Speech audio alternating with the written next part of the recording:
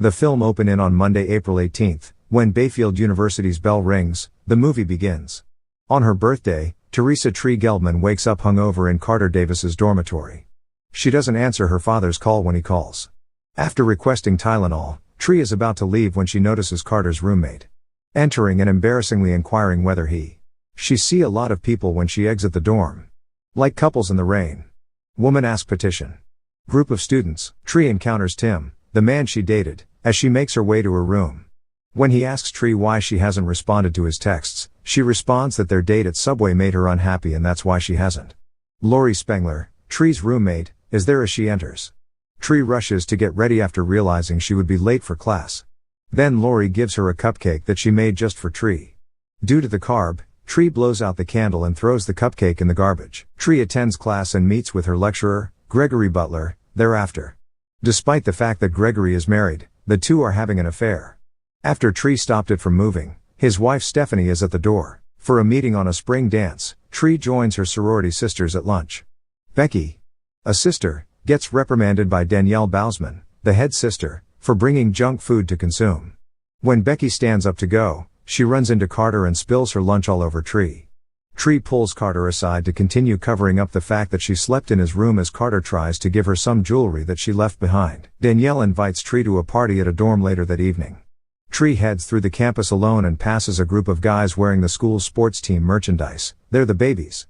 As she heads past a bridge, she hears the sound of a music box. Tree goes over to pick up the box and sees someone with a baby mask standing a few feet in front of her.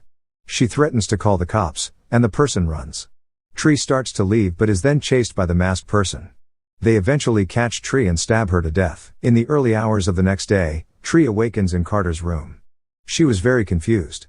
She exits the room, obviously startled and perplexed, and believes she is experiencing déjà vu. She returns to her room and turns down Lori's cupcake once more, but this time she just leaves it rather than throwing it away. Tree tells Becky before Carter runs into her over lunch, yet the same things continue to occur. Tree heads over to the party again, but this time avoids the bridge. She goes to the dorm and is greeted by someone with the baby mask, causing her to scream and punch the person in the face. It turns out to be Nick, Danielle's boyfriend. It's a surprise party for Tree. She goes around drinking and trying to enjoy herself. She goes up to Nick's room where he messes around with the mask for a bit. However, the real killer shows up in the room and stabs Nick to death.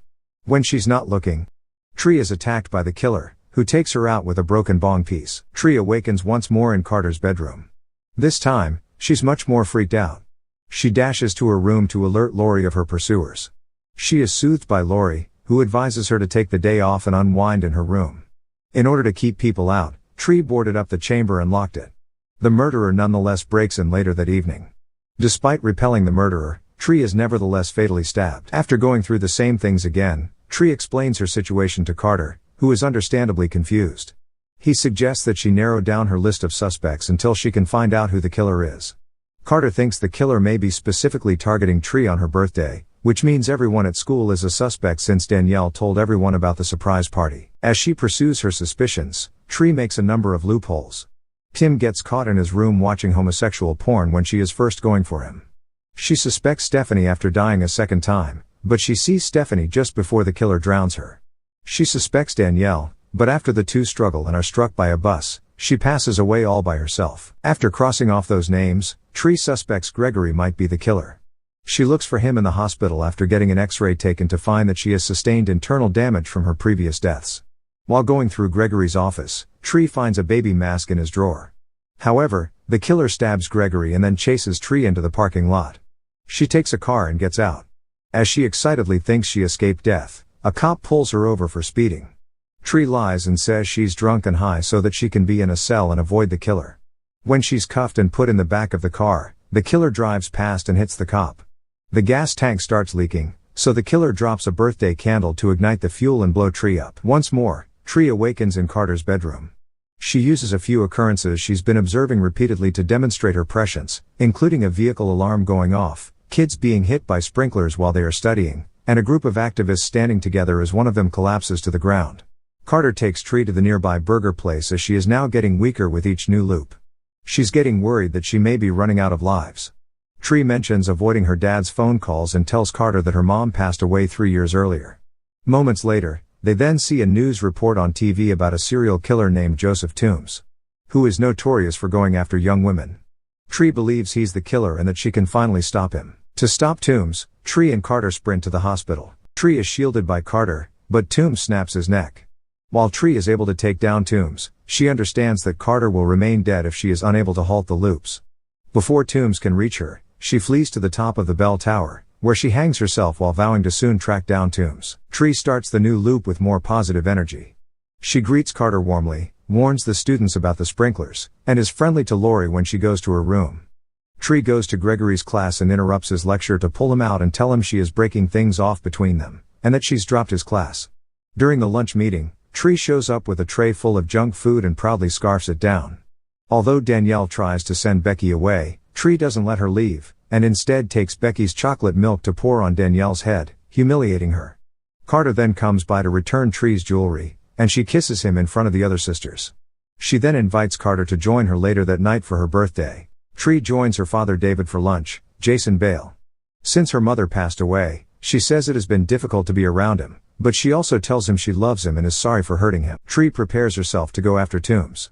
She goes up to the security guard with a knife and takes his gun before telling him to go get backup. Tree then walks into Toombs' room and aims the gun at him as he pretends to be asleep. She tries to shoot him but she forgot to take the safety off. Toombs gets up and fights Tree, brutally slamming her against the wall. Tree then remembers that a brief blackout is supposed to occur, which happens at the right moment for her to escape Toombs' line of sight. She appears behind him and takes the safety off, allowing her to shoot Toombs dead. Tree eats the cupcake Lori baked her after she blows it out and makes a wish, and they spend the rest of the evening together. Tree regains consciousness in Carter's room. Playing is the birthday ringtone. The 18th is still Monday. She wonders how she could still be caught in the cycle as she feels irritated and confused. Lori offers her the cupcake once again as she rushes to her room to locate her. Tree turns it down and claims she ate it the night before, but then she feels it strike her. The cupcake was poisoned from the start, which is why she passed away while she was sleeping. She knows Lori was the murderer the entire time since she had never eaten the cupcake before. Due to Toombs' past and the fact that Lori works at the hospital, she was able to let him out and make it appear as though he killed Tree.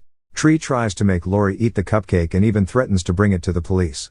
Lori comes clean and says this was all because a guy she likes was more into Tree, which Tree thinks is a stupid motive, as well as Lori saying Tree's a dumb bitch. The two start fighting as Lori tries to finish Tree off for good. They are interrupted by Danielle from outside the room as Lori has Tree pinned to the bed, but Tree manages to grab the cupcake and shove it in Lori's mouth. Tree then jumps up and grabs the ceiling lamp so she can kick Lori out the window to her death. Tree and Carter are watching the news story on the event in a restaurant while Danielle conducts an interview just for publicity. The birthday ringtone may be heard once more when Tree awakens. Tree panics until Carter tells her he was merely playing a joke.